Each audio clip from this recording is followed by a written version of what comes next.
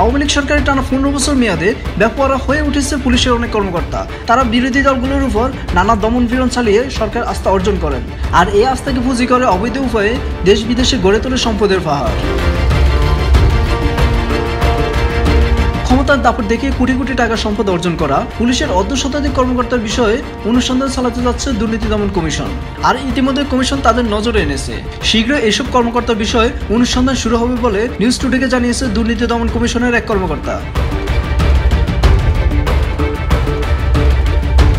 রাজনীতির মাঠে বিরোধী দলীয় নেতাকর্মীদের দমনে দলীয় ক্যাডারের ভূমিকায় অবতীর্ণ হয় পুলিশ কর্মকর্তারা। ঘুষ বাণিজ্য থেকে শুরু করে পুলিশের নিয়োগ, পদায়ন, চাঁদাবাজি, টেন্ডারবাজি, মামলার হস্তক্ষেপ, গ্রেফতার বাণিজ্য করে বিপুল অর্থ উপার্জন করেন। ক্রসফায়ার ও মামলার ভয় দেখিয়ে ব্যবসায়ী বা ধনাঢ্য ব্যক্তিদের কাছ থেকে অর্থ নেওয়ারও অভিযোগ আছে অনেকের বিরুদ্ধে।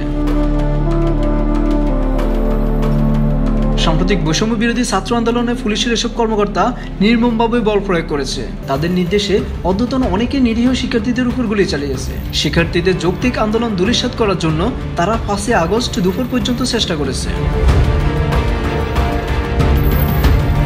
সুবিধাভোগী এসব পুলিশ কর্মকর্তাদের বেআইনি নির্দেশে নির্বিচারে সাধারণ শিক্ষার্থীদের উপর গুলি করেছে মাঠ পর্যায়ের পুলিশ সদস্যরা। এসব কর্মকর্তারা এতটাই বেপরোয়া ছিলেন, বিভিন্ন জাতীয় নির্বাচনে আওয়ামী লীগকে ক্ষমতায় বহাল রাখার জন্য দলীয় কর্মীদের মতো ভূমিকা পালন করেছেন। আওয়ামী লীগ সরকারের বিদায় ও শেখ হাসিনা ভারতে পালিয়ে যাওয়ার পর বিভিন্ন সময় বিরোধী রাজনৈতিক দল, ব্যক্তি ও বৈষম্য বিরোধী ছাত্র আন্দোলনে অতিরিক্ত বল প্রয়োগ করেছেন এমন কর্মকর্তাদের খোদ পুলিশ কর্মকর্তারাই চিহ্নিত করেছেন। এছাড়াও দুর্নীতি দমন কমিশন তাদের বিষয়ে তৎপর হয়েছে। চিহ্নিত হওয়া কর্মকর্তাদের অনেকে এখন পলাতক। জনগণের রোষানল থেকে বাঁচার জন্য তারা গা টাকা দিয়েছেন।